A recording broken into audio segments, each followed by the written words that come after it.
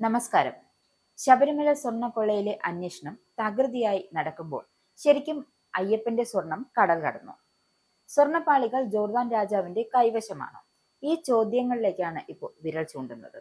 അന്താരാഷ്ട്ര പുരാവസ്തു മാഫിയയുടെ പക്കൽ സ്വർണ്ണപ്പാളികൾ എത്തി എന്ന് കോൺഗ്രസ് നേതാവ് രമേശ് ചെന്നിത്തല SITക്ക് മുന്നിൽ മൊഴി നൽകി.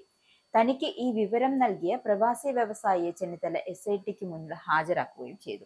അദ്ദേഹമാണ് ജോർദാൻ രാജാവിന്റെ പങ്കിനെ കുറിച്ച് വിവരം SITക്ക് നൽകിയത് എന്നാണ് സൂചന. സ്വർണ്ണപ്പാളികൾ കടൽ മാർഗം ദുബായിലെത്തിച്ച് പാകിസ്ഥാൻ ബന്ധമുള്ള അധോലോക നായകന്റെ നേതൃത്വത്തിലുള്ള പുരാവസ്തു ഇടപാടുകാർക്ക് കൈമാറിയെന്നും അത് ജോർദാൻ സുൽത്താന്റെ സ്വകാര്യ ശേഖരത്തിലേക്ക് മാറ്റാനായി കോടികൾക്ക് വിൽപ്പന നടത്തിയെന്നാണ് SITക്ക് ലഭിച്ചിരിക്കുന്ന മൊഴി. ഇതിനെ സാധൂകരിക്കുന്ന തെളിവുകളൊന്നും ഇതുവരെയും ലഭ്യമായിട്ടില്ല. എന്നാൽ തനിക്ക് നേരിട്ട് ഇക്കാര്യം അറിയാവുന്നതാണ് എന്നാണ് പ്രവാസി വ്യവസായി SITയോട് വെളിപ്പെടുത്തിയത്. അന്താരാഷ്ട്ര പുരാവസ്തു മാഫിയയിലേക്കാണ് ആരോപണത്തിന്റെ മുന നീളുന്നത്. സ്വർണ്ണപ്പാളി വിദേശത്തേക്ക് കടത്തി 500 കോടിയുടെ തട്ടിപ്പ് നടത്തി എന്നാണ് രമേശ് ചെന്നിത്തലയുടെ ആരോപണം.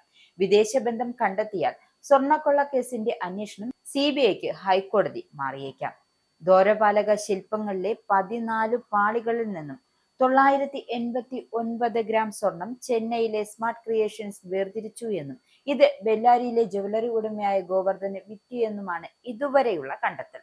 എന്നാൽ ഇത് വിദേശ ബന്ധം മറയ്ക്കാനുള്ള ഒരു കള്ളക്കഥയാണോ എന്നൊരു സംശയം കൂടി ഉയരുന്നുണ്ട്.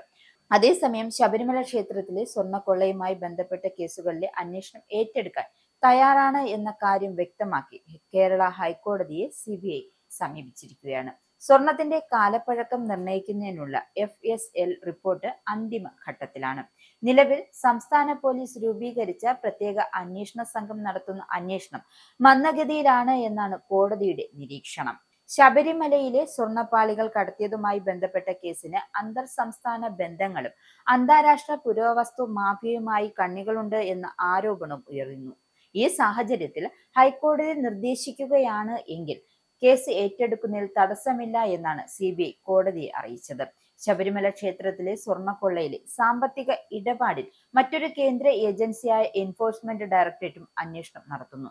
സ്വർണ്ണക്കൊള്ള കേസിലെ വിവരങ്ങളുടെ സർട്ടിഫൈഡ് പകർപ്പ് കൈമാറണമെന്ന് ആവശ്യപ്പെട്ട് എൻഫോഴ്സ്മെന്റ് ഡയറക്ടർ നൽകിയ അപേക്ഷ കൊല്ലം വിജിലൻസ് കോടതി കഴിഞ്ഞ ദിവസം അംഗീകരിച്ചിരുന്നു. കേസുകളുടെ FIRകളും റിമാൻഡ് റിപ്പോർട്ടുകളും ഉൾപ്പെടെയുള്ളവരുടെ പകർപ്പാണ് ED ആവശ്യപ്പെട്ടത്. ഇവ നൽകാൻ കൊല്ലം വിജിലൻസ് കോടതി ജഡ്ജി C മോഹിത് ഉത്തരവിടുകയും ചെയ്തു. എന്തായാലും സ്വർണ്ണക്കൊള്ള കേസിൽ നാൾക്കുനാൾ ഗൂഢാലോചനകളും വമ്പൻ പദ്ധതികളും നാൾക്കുനാൾ പുറത്തു വരികയാണ്. ഇനി ആരൊക്കെ സ്വർണ്ണക്കൊള്ള കേസിൽ കുടുങ്ങാൻ പോകുന്നു എന്ന് വമ്പൻ സ്രാവുകൾ കരുതിയിരിക്കുന്നു എന്ന കാര്യം വരും ദിവസങ്ങൾ തന്നെ അറിയാം.